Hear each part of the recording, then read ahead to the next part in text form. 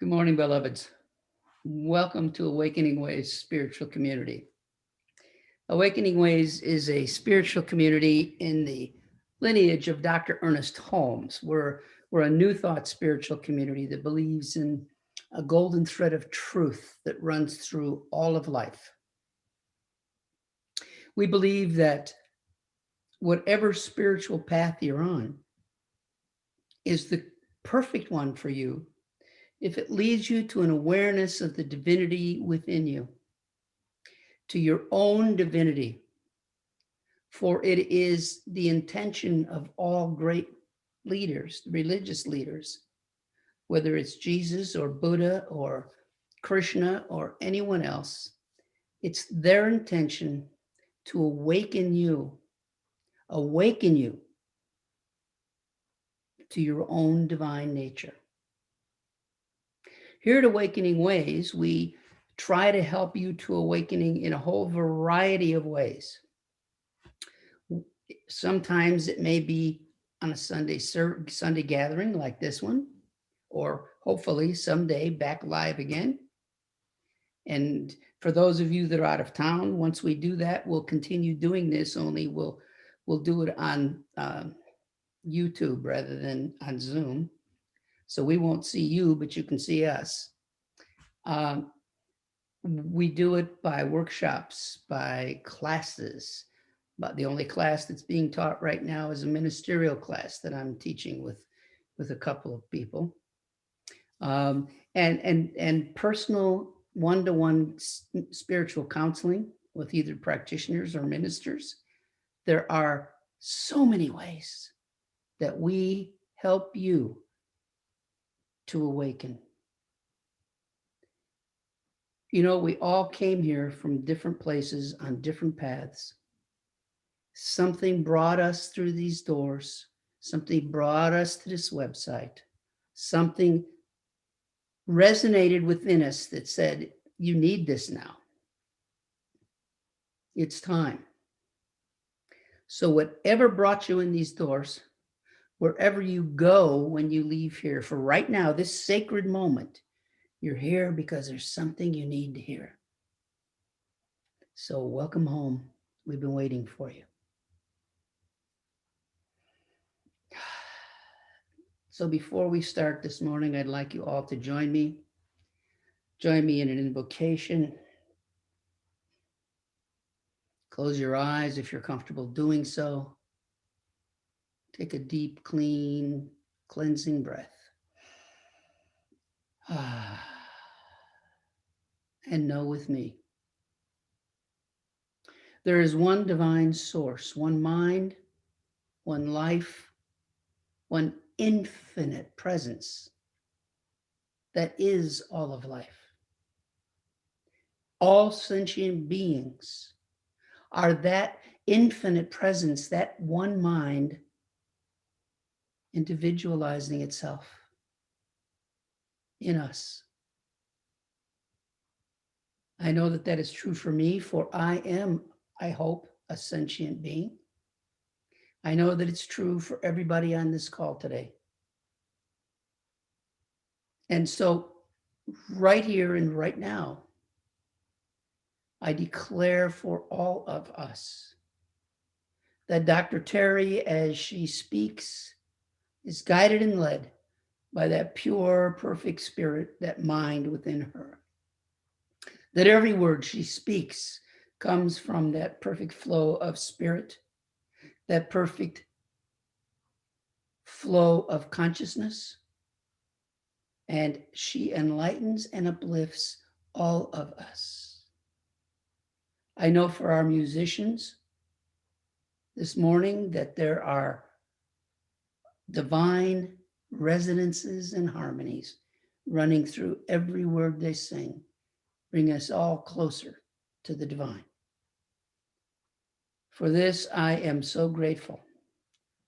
I am so grateful for the perfect outpicturing of divine in this gathering this morning. And having spoken my word of love, I release this now, for it is already manifesting. And I say, and so it is, Amen.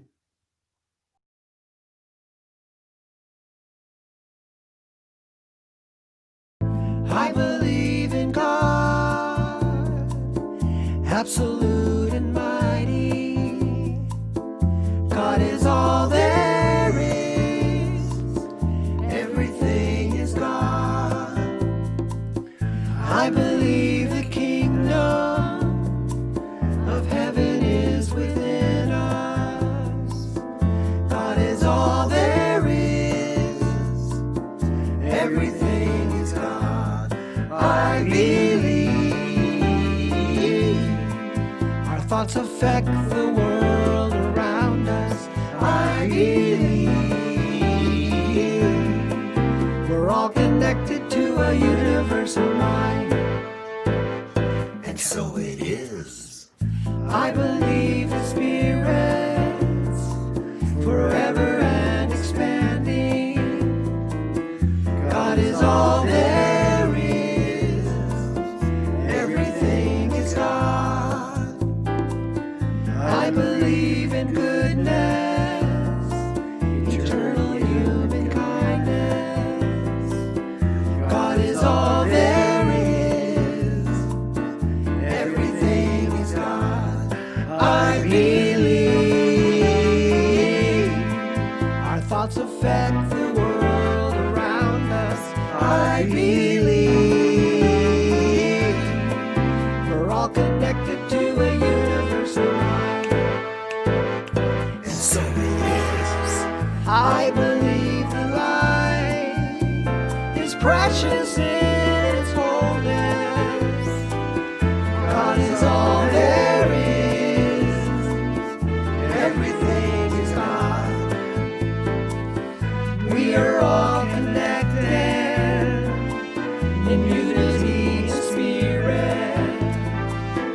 God is all there is. Everything is God. I believe. I believe, I believe, I believe, I believe, I believe. I believe, I believe.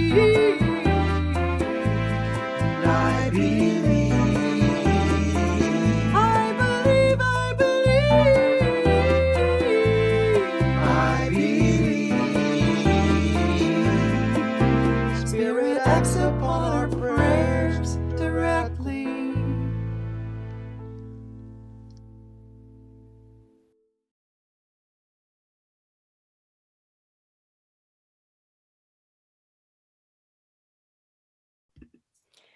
Namaste.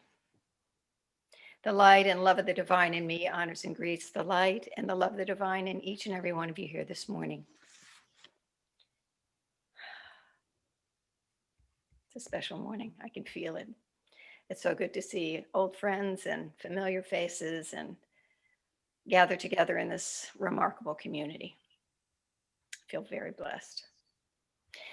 And at the same time, I feel very like I don't really know where I'm living and what in the world is going on around me. You know what I'm saying? It's so many things feel so very different. You know, I actually what came to me was, believe it or not, the Dark Ages. Okay, you remember the Dark Ages?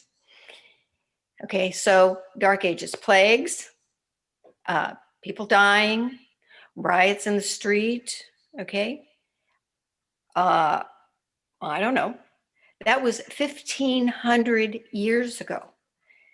And seems like similar things are still happening. So we just kind of have to shake our heads and ground ourselves each and every day, don't we? But if we look back in history,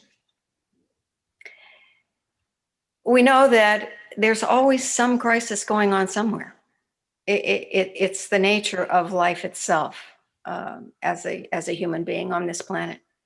And as a minister and as a spiritual community, it is our role and it is actually our job to to respond to what is happening in the world. It's not that we step into the conditions, but it is that we acknowledge that people are suffering, that they are unhappy, that there is pain out there, that we acknowledge that, and then we provide a way for people to move through that experience and rise to a higher level of being.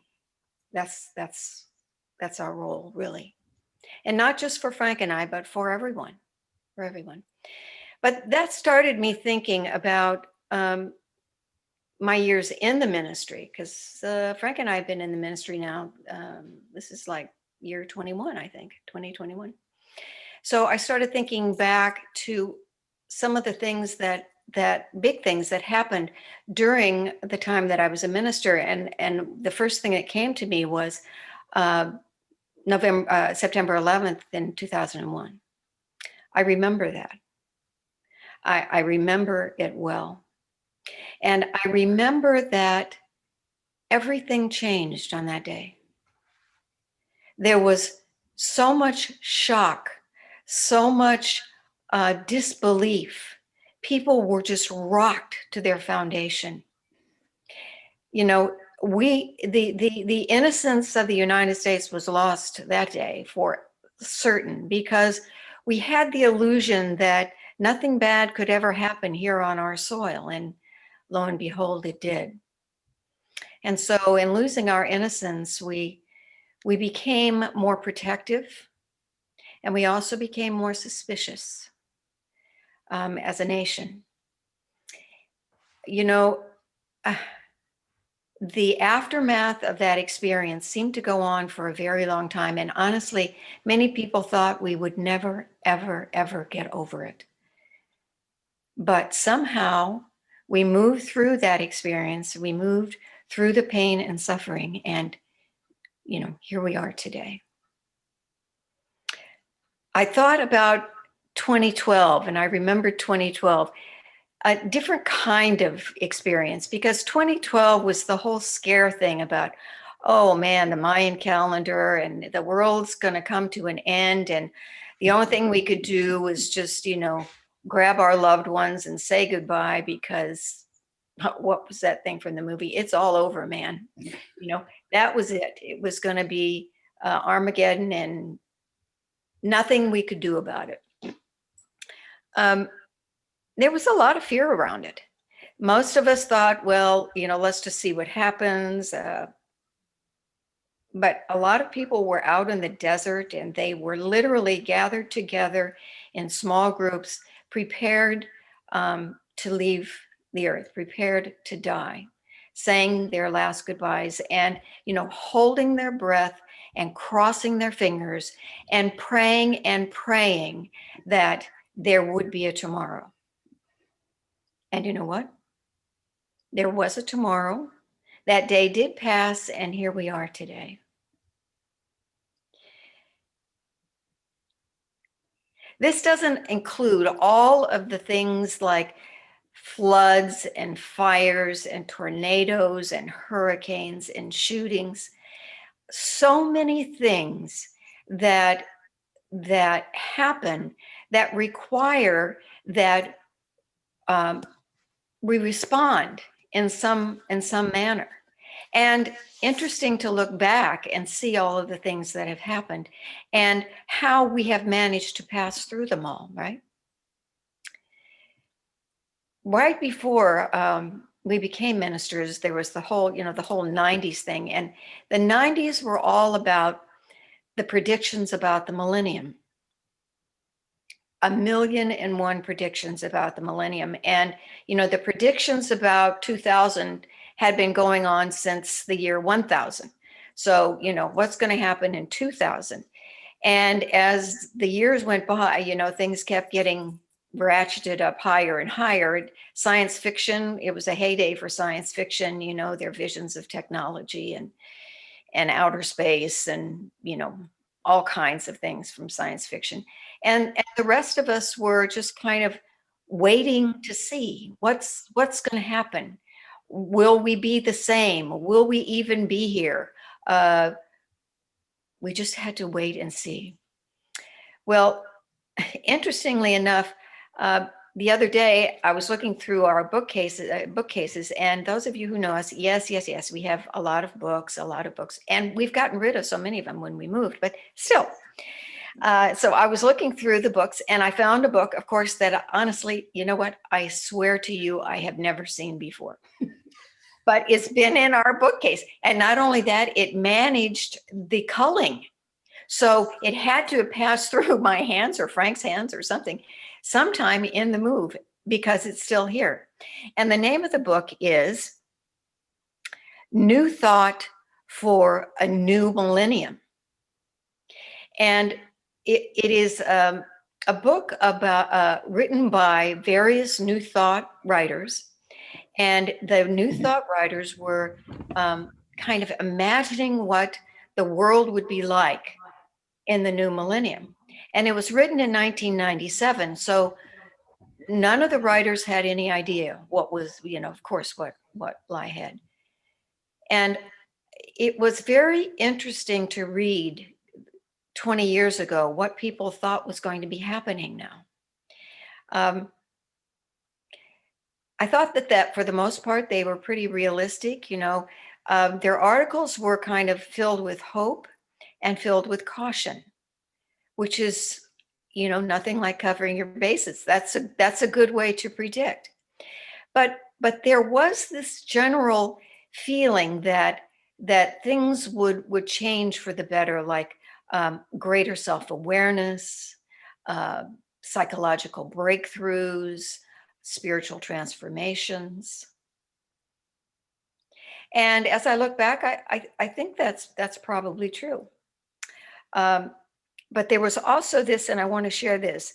There was the idea that in the new millennium, we would rise out of an immature focus on power and rise into a more evolutionary maturity with the right use of power. And by power, it means all kinds of powers, personal power, all kinds of power. Well, after reading that, I realized that, maturity, I think maybe in looking at our world today, we have a little growing up to do yet. What do you think? Still a little growing up to do based on how the world looks right now. Because today, in our nation, we are all tied up in emotional knots, are we not? That's what it feels like. There doesn't really seem to be a clear solution, but what we do know is, and we know this because this is what we believe, there is a solution, even though we can't see it. And I think Frank said this last week, even though we can't see the solution, we know that there is one. We just have to believe that there is one. And Barbara Marx Hubbard said that crisis precedes transformation. Crisis precedes transformation. Okay, well, let's take a deep breath on that, because I think we can all agree that we are in crisis. And if we are in crisis and crisis precedes transformation, then can transformation be far behind? So what this means is that transformation is on its way. We don't know how it's coming. We don't know what it looks like, but we know that it is coming, and we just have to hold to that truth. We just have to keep the faith and know that it's coming, And we need to believe that there is a new horizon out there, and a new beginning for all of us as individuals, and for all of us as a nation and as a world. Our seed of awakening for this month is beginnings. And understand when we use this word beginnings, the word itself and the concept of beginning is a human one. It is not a divine one, because in our belief system, we believe that the divine is infinite and eternal. It is forever and always. It has no beginning and no end. And yet, for us as humans in this body here on this plane of existence, we do seem to live by this concept of time. You know, we're born, we live our life, and then there comes a time when we leave this body and we return to that source energy from which we came. Right? This is the nature of life itself. We begin, we end, and we begin again. This is what we understand life in all of its variety to be true for us. We are in this life now. T.S. Eliot said, "What we call the beginning is often the end, and to make an end is to make a beginning." So what this says is that inherent in every beginning, there is an end. And inherent in every end is a beginning. I find this in many ways very, very comforting. You know, when you are experiencing something like a loss of some kind and you feel this ending and you think that it is all over and that it will never be the same, like we have thought so many times before, just as a nation, we need to remember that when something ends, something new begins. And maybe it requires a bit of time for that new beginning, but it shifts our definition of what change is, doesn't it? Because change is really just a series of beginnings and endings. That's all change is. And so when we get ourselves concerned about all of the changes that are taking place, everything's going to be different. It's scary. I don't like it. I'm losing my comfort zone. All of these changes are just endings, but we don't have to worry because inherent in every ending is a new beginning. So it gives us an opportunity to think more positive when we look at changes, when we look at shifts in what's going on in the world around us. And so, what is our role in this process of beginnings and endings? Well, I'm just going to remind you of what you all know because, you know, this is what we teach here. What we teach is that each and every one of us have the ability to create our own lives. And we can create our own lives through the power of what we believe and the power of what we think. This is what creates our own lives. Indeed, this is what creates everything as a collective consciousness. We are, as a group of people, constantly creating the world that we live in. And so now, more than ever before, we simply have to watch, we have to monitor, we have to be consciously aware of all of the things we're thinking and all of the things that we're saying. They all matter. They all have power. They're all important. And so we need to remember, and you know, I'm saying now more than ever because we are the ones who can help shift the consciousness of our country and the planet. We have the power to consciously set a new beginning in motion with the power of our thoughts. Now I'm going to read that again. We have the power to consciously set a new beginning in motion with the power of our thoughts and our words. We can set new beginnings in motion. And we do this by what we think and what we believe and what we say and what we do. We can set those new beginnings in motion. what are we setting into motion then? Well, what have we been setting in motion? Well, I think we can see kind of, no one is a victim here. We're all participants in everything that's going on in the world. You know, um, everyone is responsible for what we see in the world.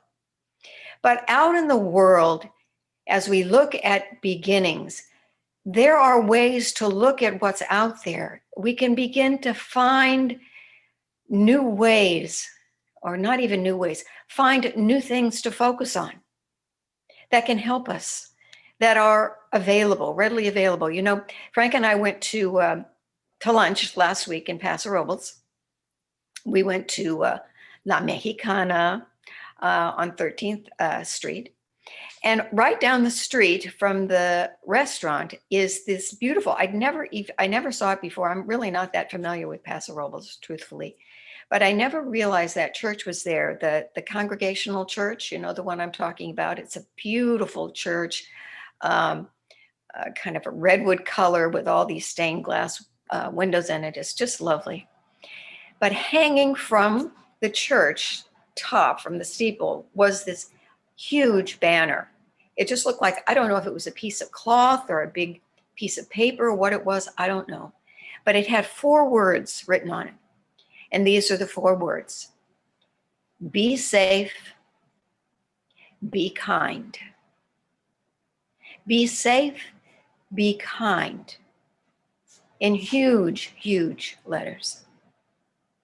Well, let's look at be safe. On the face of it, we could just think, okay, so what they mean is, yeah, that's a good idea. Let's be safe. And, let's let's wear our masks, and let's practice social distancing, and let's do all we can to keep ourselves and others safe. But in a deeper way, for me, I saw those 2 words as a blessing. Be safe. And so in my mind, I added these other 2 words, may you. So now I say, may you be safe. So I just turned those 2 words into a blessing. May you be safe. And so when I say those words, what I am doing is I am setting into motion this blessing for everyone, that they be safe from harm, and that they be held in the safety of the divine always. Be safe, and may you be safe. The second set of words is be kind. It's a sad state of the world when we have to be constantly reminded to be kind. And when I read that, I thought, oh, yes, be kind. Be kind. We can be kind in so many, many ways, in so many circumstances, to so many people, so often. This is our opportunity to be kind as often and with as many people as we possibly can. And when we do that, we are consciously setting into motion that beginning of kindness. Can you feel that? Can you sense that? Kindness itself, that one quality, is so needed right now. I came across a beautiful story. It's a story written by writer William Martin. And he tells a story about this African doctor. And the doctor is sitting with a teenage girl who's dying from AIDS. And he's having a conversation with her, and he's remembering that when she first came to the hospital, she'd been there a little while, and she just got really angry, and she would yell at people. She was unhappy all of the time, just a very unpleasant young girl to be around. But lately she seemed to have experienced a transformation. And so as the doctor sat with her, he said, you seem different somehow. You seem more calm and you seem more peaceful. You seem more relaxed and more happy. Can you share with me what happened? What is it that happened for you that allowed you to experience this transformation? And so she said, yes, I can share with you what happened. She said, when I first came to the hospital, I felt lost. And there was a volunteer that came to see me every day. She was a really, really nice person, but she was a very angry person. And so when we would sit together, she would complain. She would complain about the pharmacy not bringing my medications on time. And she'd complain about the government and how the government was misusing the funds and that the right medicines weren't coming and that there weren't enough blankets. And she'd complain about that. She would complain and say that she hated my husband for giving me AIDS, even though, she said, even though I loved him dearly. And so she said, after a while, I began to feel like my life wasn't worthwhile. Like there was nothing in my life that was good, and that everything that I was supposed to be experiencing, I was never ever going to experience. And I began to hate my husband as a result. I was really unhappy. She said, for a month, she just wallowed in that pain and despair. And then one day, a new volunteer arrived. And she said, and the new volunteer sat down with me and she said, and I started telling her all of the things that were wrong, all of the things that were bad, everything that I hated, everything that made my life not worthwhile. And all the time, all the volunteer said was, she looked at her and the girl said, she said in the kindest voice, I'm so sorry. Oh, I'm so sorry. And the girl said this volunteer had no sense of judgment about her at all. So she could just pour out all of this anger, all of this frustration to this volunteer. And the volunteer just took it all in and just accepted it all. After a while, she stopped talking about all the things that were wrong. And instead, she started talking about her family and the things that she loved. She talked about her little brother and the little rascal he was, and how he would get into trouble and how that made her laugh. And she talked about her dog, and she talked about all of the things that she would miss, but that she loved. And this volunteer would take her out into nature and point out all the magnificent things there were to see. Eventually, the girl said that volunteer left also. But she said, and this is what she said, but she said, I'm happy. I know my life has not been a mistake, that I am not a mistake. I know there is no one to blame for anything, and I'm happy. This is the power of kindness to transform a life. You see, that volunteer set the beginnings of kindness into motion just by who she was, just by listening and by being kind. Aren't these the kind of things that we want to do? Aren't these the kind of things that we want to set in motion? I think they are. I think they are. Mary Shelley said this. She said, the beginning is always today. And in Isaiah we read, do not remember the former things. nor consider the things of old. Behold, I will do a new thing. Now it shall spring forth. Shall you not know it? I will even make a road in the wilderness and rivers in the desert. I will even make a road in the wilderness and rivers in the desert.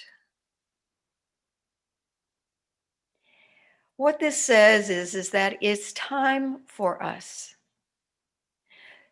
to turn away from the turmoil, to turn away from the anger, to turn away from the hate, to step away from all of the negativity that is out there.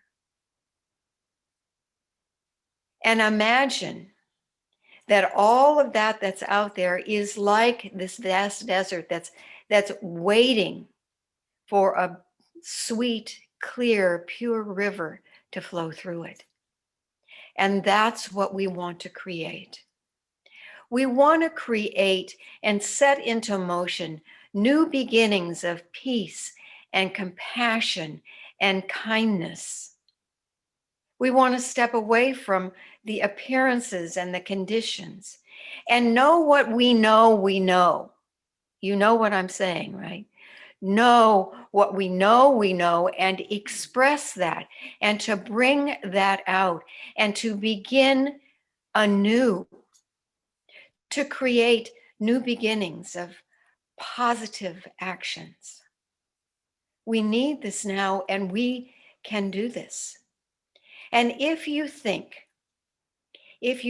I don't know how to do this, then you just begin with yourself, and you recognize that, in every second, a new second follows that. That newness, that new beginning is always happening now.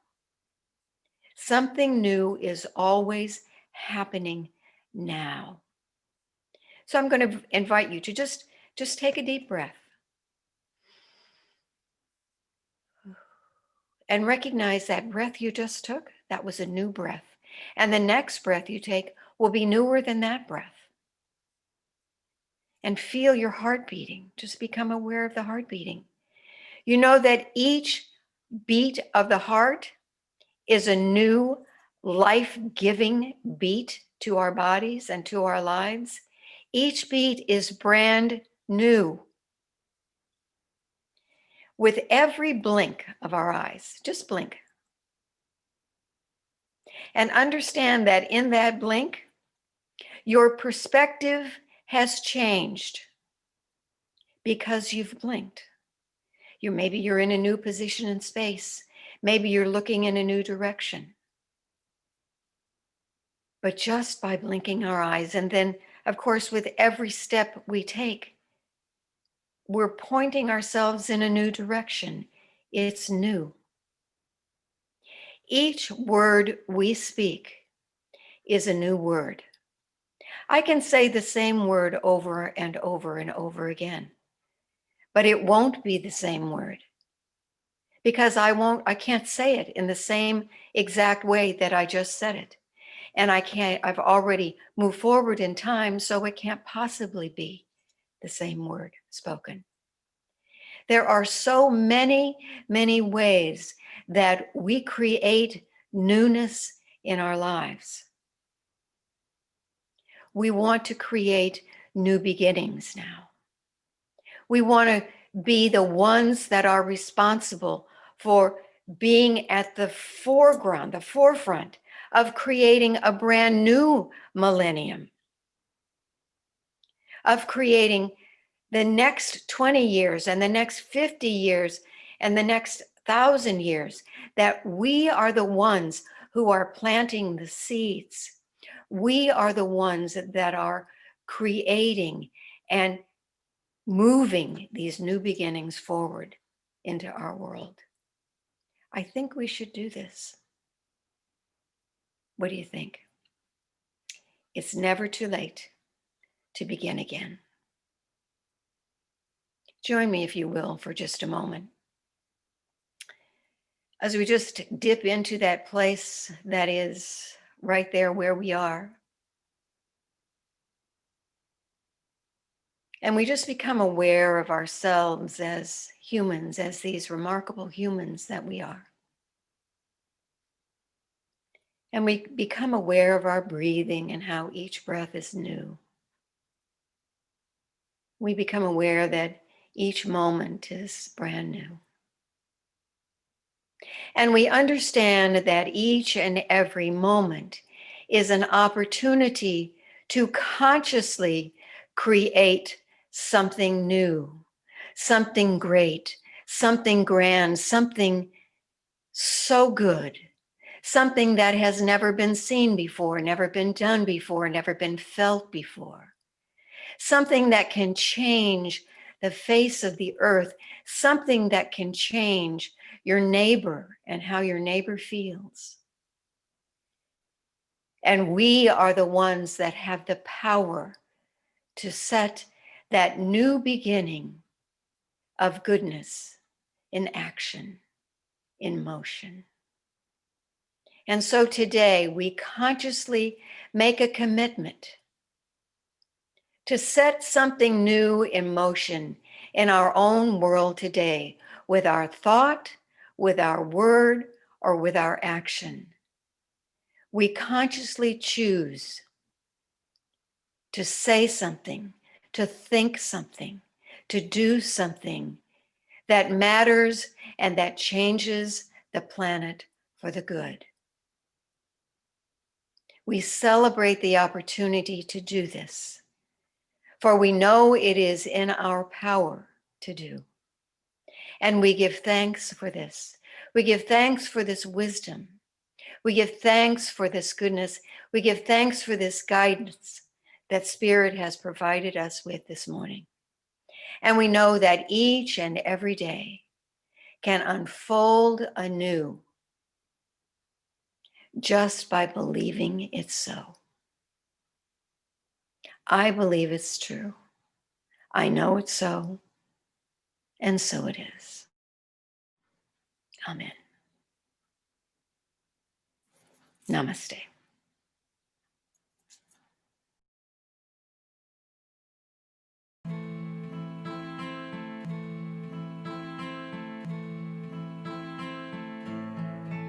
Only love, make it rain.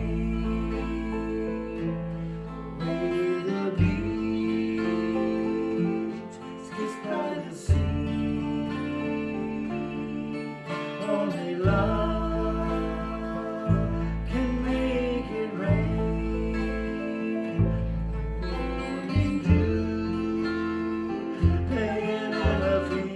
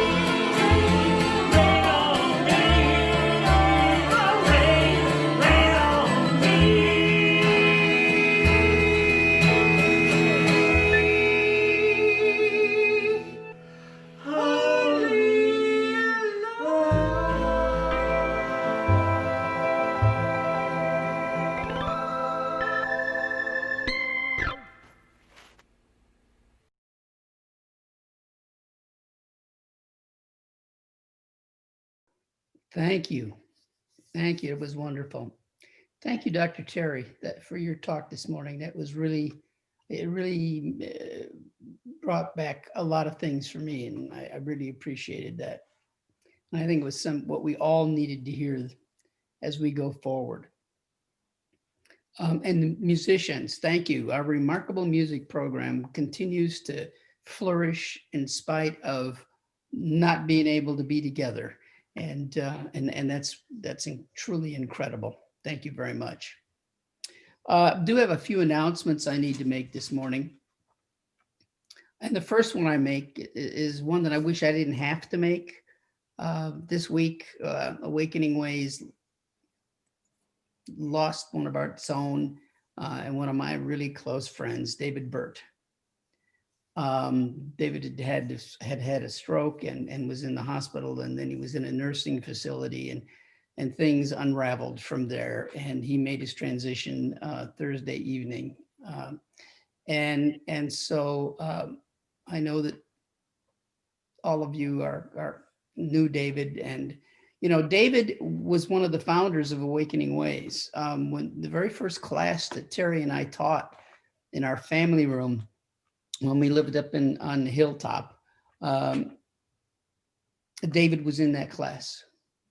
David was in that class, as were the Lynches, and he will be sorely missed. At some point in time, when Virginia is ready to do it, and when things start to open up a little bit, we will be doing a memorial service for David. But for right now, just know that David is in our thoughts and our prayers, and David has transcended into a new expression of life, and we bless him for that. The jars of inspiration are still available.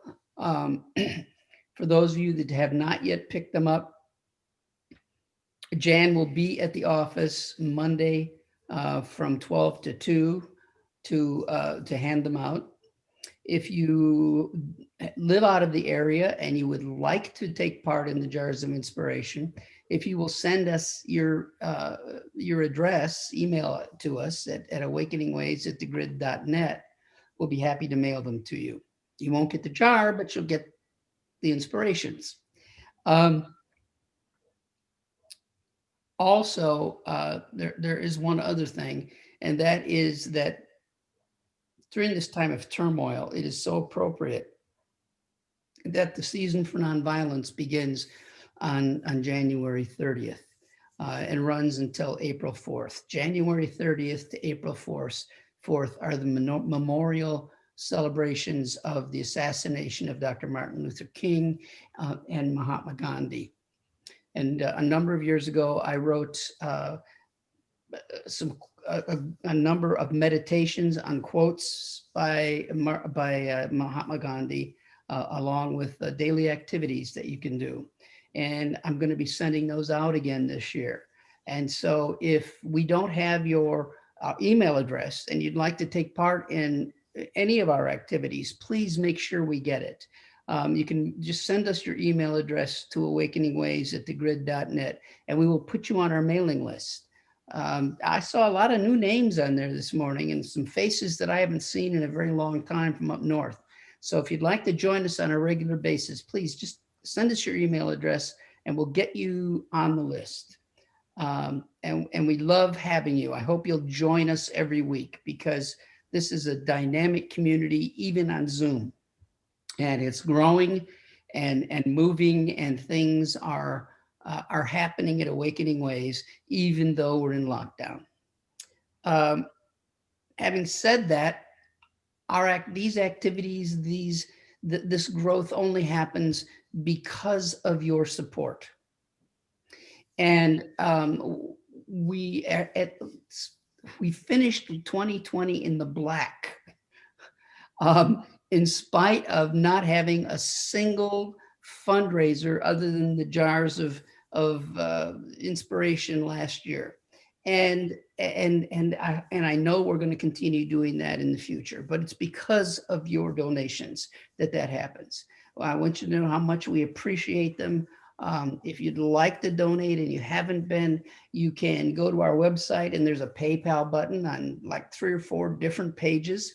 The easiest one to find is just to go to the website, and in the menu bar across the top, you click on Awakening Ways and go to that page.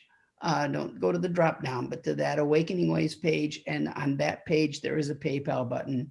You can also mail it to us at 7350 El Camino Real, Suite 101. And so, just know that how much we appreciate it. You have made all of this possible, and you continue to do so. Again, I want to thank everybody for being here and for joining us on a day like today. It is such a joy to see all of you and to know that our community goes on. It continues. So with that, I want to close with his blessing. May you be safe. May you be kind. May you walk through the world with that beautiful bubble of safety around you as you reach out and touch other consciousnesses with love, with kindness, and let love reign over all of us in these times of turmoil and trouble. We are so blessed to be in this teaching, knowing that every living thing is one with God, and that all events are sacred, and that God is in them when we look for it. We give thanks and we say, and so it is. Amen.